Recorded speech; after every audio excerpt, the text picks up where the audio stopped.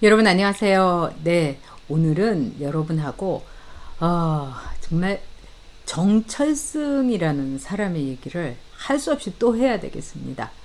이 사람이 올해로 연세가 101살이 되신 김영석 교수한테 뭐라고 했느냐. 이 오래 살면은 위험한 사람이 있다. 이렇게 막말을 했습니다. 그래서 사회적으로 이런 폐륜 발언에 대해서 비난이 엄청났죠. 그러자 이 사람이 여기에 대해서 사죄를 하고 그 다음에 제가 참 몰랐습니다. 무식했습니다. 죄송했습니다. 저는 이 페륜에 대해서 정말 선생님의 꾸지람을 받고 그 다음에 용서를 평생 구하겠습니다. 뭐 이렇게 해도 모자르겠죠. 그런데 이 정철승이란 사람, 박원순 이 성추행범의 이 변호인답습니다. 오히려 글을 또다시 올렸습니다. 그러면서 이 사람이 뭐라고 했느냐. 사람이 80까지만 살면 된다.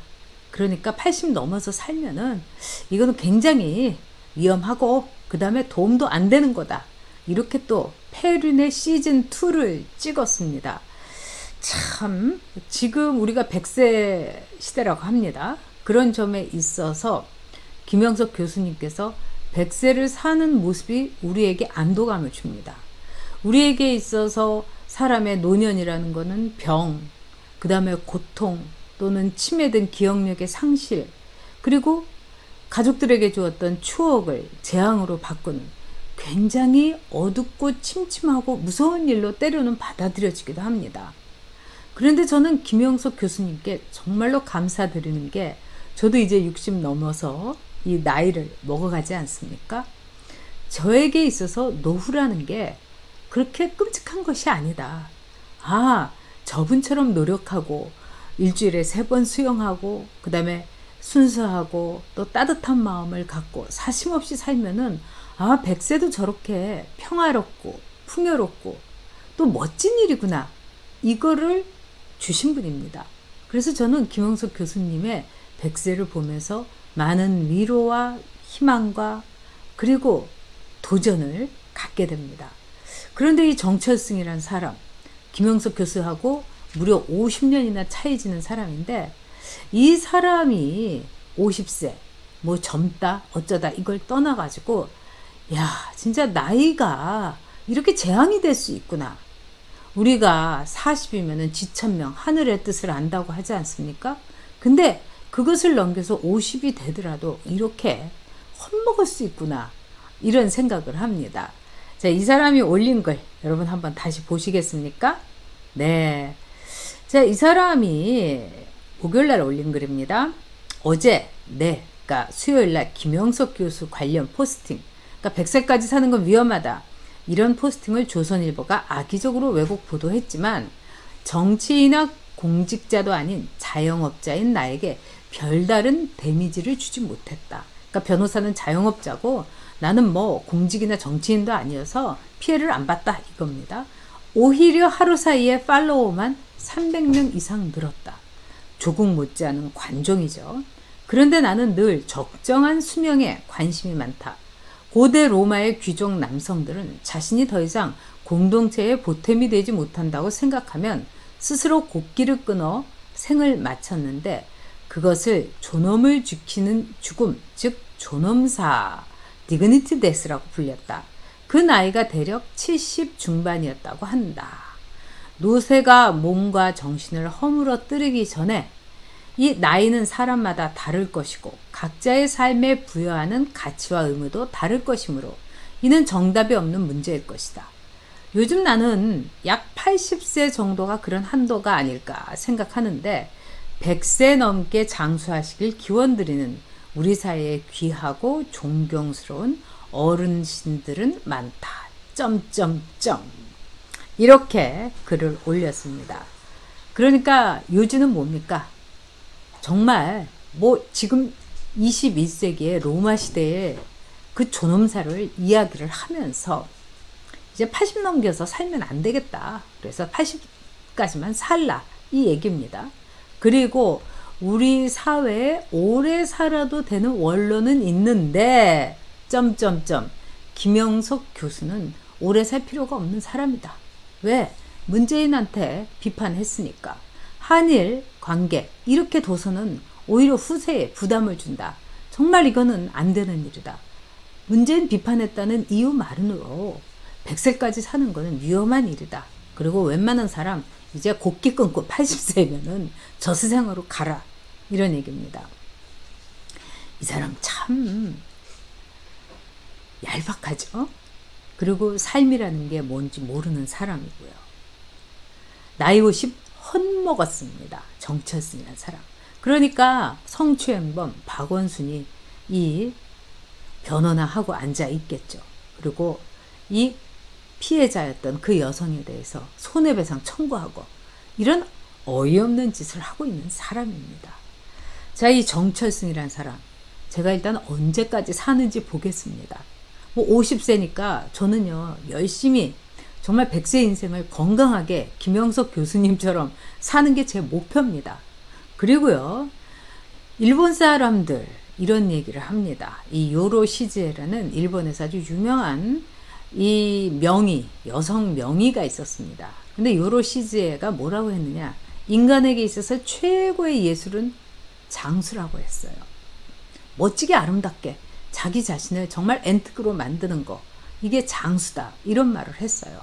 근데 80이면은 곡기를 끊고 굶어 죽으란 얘기인데 세상에 이렇게 가혹한 고려장, 아예 내다 버리는 것도 귀찮으니까 80 넘은 사람은 먹는 거 끊고 굶어 죽어라. 아사해라. 이런 거 아니겠습니까?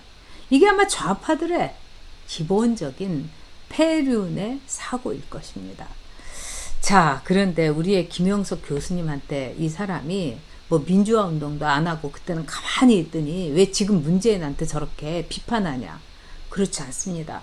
김영석 교수는요, 1959년, 그러니까 1960년이네요. 1960년 4.19가 일어났을 때 딱 40이었습니다. 그 당시에 김영석 교수는 연세대학교 조교수였는데 이 교수들의 말하자면은 이승만 대통령에 대해서 하야하라. 즉 4.19 지지 이 운동을 처음으로 조직하고 또 그것을 성과를 보게 한 분입니다. 민주화, 산업화 다 한 분이에요. 자기 월급으로 무려 4남 2녀의 6명의 아이를 키운 분입니다. 그뿐만 아닙니다. 또 이 김영석 교수님은요. 자, 이 두 분의 모습 사모님입니다. 오른쪽에 있는 분이.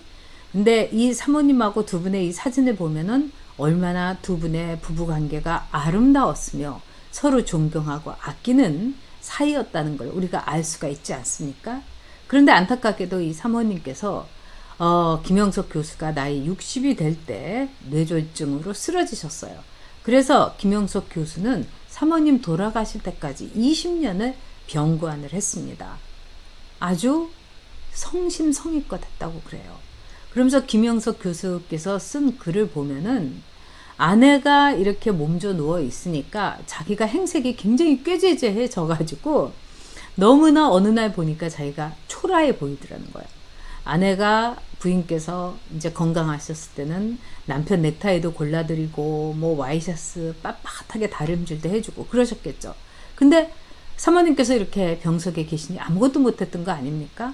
그런데 김영석 교수께서 누워있는 아내가 속상하지 않도록 내가 옷을 깨끗이 입고 다녀야 되겠다.